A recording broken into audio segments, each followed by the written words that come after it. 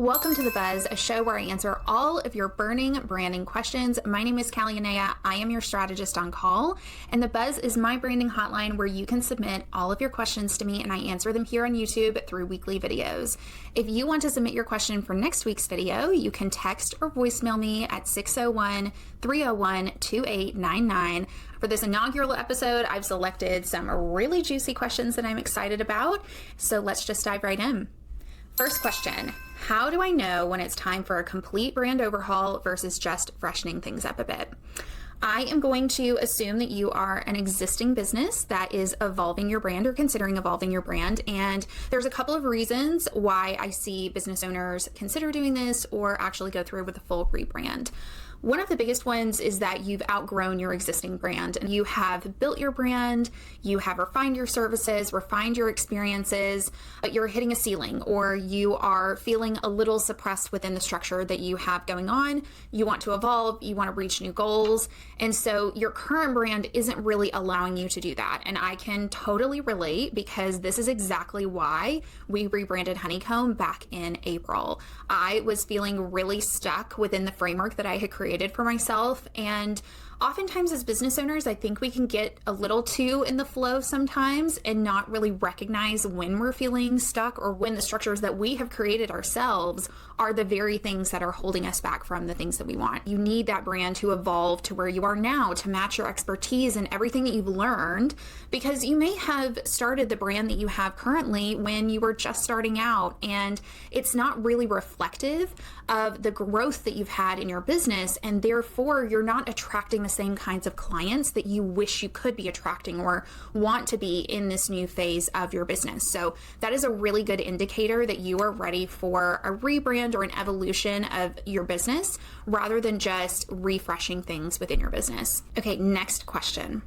After working with so many different types of businesses, what's the one piece of branding advice you find yourself giving over and over? If you are not clear about your brand, your customer is not going to be clear about your brand. They may even feel confused about your brand, in which case they will either try to stick around for a little bit to better understand you, or they will choose someone else because they simply don't know what you have to offer and how they fit into your brand. This is something that we love to address on the front end of our process because I truly believe that brand clarity is your secret weapon in your brand. If you know who you are, you're super clear on your foundation, your values, how those influence your business, what you stand for, how you deliver what you deliver, and why that's different from everyone else in the market.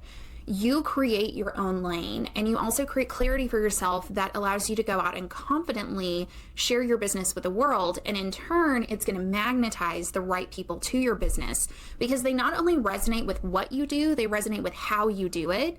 And the how comes through clarity. We need to understand the how and the why behind what you're doing, even more so than the what you're doing, because there are plenty of other people doing the same thing that you are, but there are fewer people doing it the way you are and why you're doing it. So that's ultimately what brings the clients into you. That's why they want to work with you, is the how and the why. And that comes through asking the right questions. When we start a branding process, we start with a lot of questions and we start with the clarity piece before we get to the design. Because design is really meant as a complementary piece to brand strategy. Okay, next question. What do you mean when you say you immerse yourself in a client's business? Great question.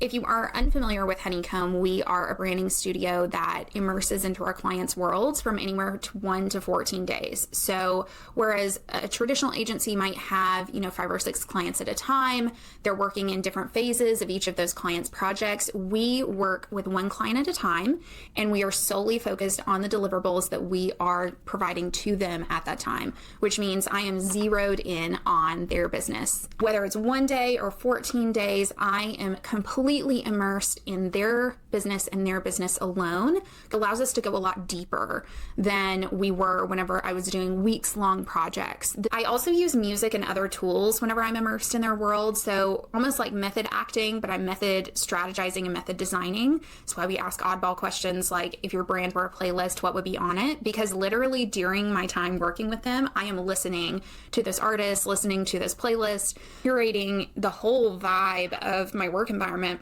around their particular business. Love our immersion-based design, and I really appreciate that question. Okay, next question.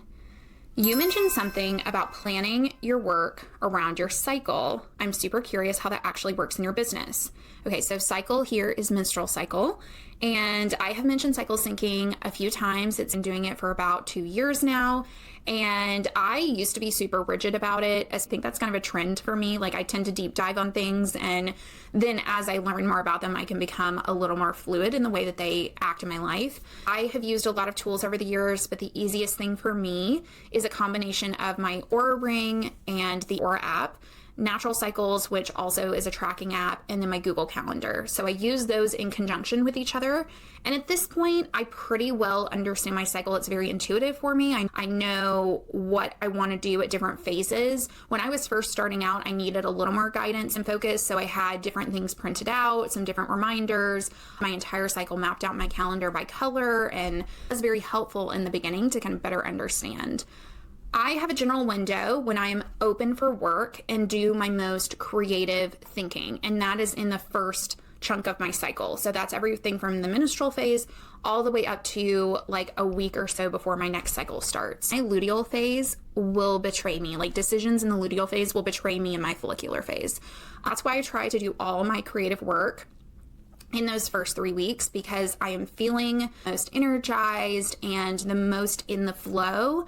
And then the flow slowly starts to slow down towards the end of my cycle, which is completely normal. But I try to honor that by not scheduling client work during that week, not scheduling any creative heavy lifting during that week, really just honoring where I'm at. And so that's when I'm catching up on emails. That's when I'm doing more admin, all of those things that are not as creatively taxing. If you want some good resources on cycle syncing, there are a couple of really wonderful books out there that I will put in the description of the video, and some resources that I used when I was first getting started with cycle syncing. But I try not to be super rigid in any of my scheduling in my business. I found that creatively that just works better for me, and the same goes for cycle syncing. When I am too rigid about something, it can become a little dogmatic for me, and I want to give myself a little more wiggle room in my business. Okay, next question. I loved your post about rituals. What's your advice for someone who wants to create their own rituals but doesn't know where to start? Rituals is just my term for habits. Again, I feel like this plays really nicely into the fact that I just said that I don't like to have a rigid schedule. I also don't like to have rigid habits. So I have a rituals menu on my bathroom mirror, and it has morning and evening rituals that I choose from, like a menu each day, and use to guide my morning and evening.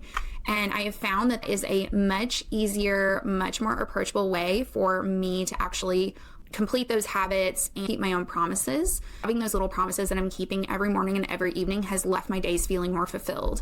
I used to just immediately jump into work. That was not doing anything good for me. I was ending my days really stressed. I get to midday some days and feel like I hadn't accomplished anything because my morning had gone completely sideways.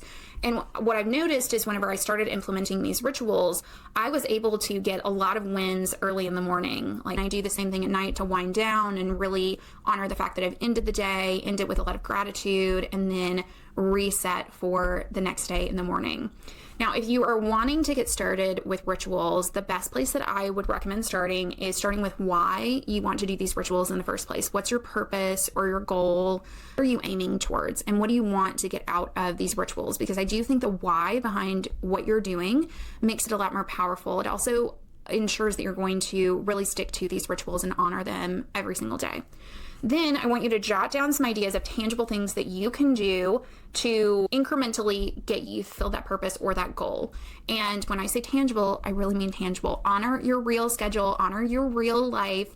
Don't just pick something that you saw on the internet. I want you to really think about your schedule, your day, what is feasible for your life, and then choose 1 to 2 of those promises that you feel like you can keep almost every day. take those 2 promises, print them off, put them on a sticky note, put them somewhere that you're going to see them, and then consider using like a habit tracker or a notebook or something where you can track, like this is a habit tracker I sell in the Hive shop, and it has little days that you can check off. You put your habit here, and then you have your little days where you can check off what it is that you are accomplishing, and this has room for 2 habits on it. You can use something like that. You can also use just a sticky note, whatever works for you, but you want a way that you can keep track of those rituals, a way that you see the progress. And then after you've kept those promises for a few months, you can add on and you can expand them into other rituals that you add and stack on to your morning and evening. And this is really meant to be flexible around your life so that you can honor the way that you work and that you function. Okay, final question. And I never do hot takes, so I'm a little nervous about this one. What's one design trend you see everywhere right now that makes you cringe? Wouldn't say the design makes me cringe. I love seeing what's new and fresh and what people are drawn to. But in terms of something that I'm kind of feel like I'm seeing everywhere and can't get away from it, is probably cartoon characters on everything. And I'm talking like every sort of designed cartoon on packaging, mostly in the grocery store. When I saw it the first time, when it was disruptive and cool and compelling, but now that we're like, I can't walk through a grocery store without seeing it on every side of the aisle, is the classic example of something was really cool and disruptive in the beginning, and now it's just the norm. And I do think that's a good example in any trend, in any design element, that it has to be true for your brand. Hopping on a trend is fine every once in a while if you want to kind of venture out, but whenever it's a core part of your brand, when it's a core part of the design, if you're redesigning simply to match the market, you do risk blending in if that choice is not really intentional and conscious on the brand's part. So what we see a lot in consumer packaged goods that are on shelves is that one brand starts a trend. In this case, it was trying to stand out amongst all of the older packaging that was in the store so that that shelf space was really vibrant and stood out. And now we're seeing so many brands follow it. And if you go into a place like Whole Foods where you have a lot of new and emerging brands, it then ends up starting to blend in because we're seeing a lot of the same design principles used. And that's just a good thing to remember in your own brand whenever you are thinking about, oh, I really love this trend, I love this design direction. I want you to think really hard about whether that's an intentional choice on your part, whether you're trying to meet the market, and how you could maybe do that in your own way. How can you take that trend and adapt it to your own brand so that you put your own unique stamp on it and it's not just a rinse and repeat of it that we're seeing so often now in content, in branding, in design, especially with Canva becoming one of the biggest online design platforms. A lot of things are starting to look the same, and we're going to continue to see that as AI rolls out. And I want you to really consider how you can use trends to your advantage in that you take what you want from them and turn them into your own version of that trend. Other trend I wanted to touch on was what I'm going to call the devoid of personality branding that I have seen over the past couple of years. When I see something interesting and compelling that stops me in my tracks, and I guess I'm just missing a little bit of the color and flavor and excitement that came with really owning who you are. And I really want to see that become popular again and become something that we embrace, because there was a hard shift to minimalism, and I hope to see us shift back towards an embrace of the really interesting parts of who we are and embodying that in our branding and in the brands that we create and put out into the world. So that is everything I have for the Buzz this week. If you want your question to be featured in next week's video or future videos, you can text or voicemail me at 601-301-2899. And if I don't select it for a video, I am reading and listening to every single thing that comes in through the hotline. If you want to stay up to date with all future videos, I would love for you to subscribe to this channel. I share videos here on YouTube and then behind the scenes looks at my studio on Instagram. So write long form occasionally on Substack. It's kind of like my entrepreneurial diary. I really appreciate you watching today, and I will see you in the next one.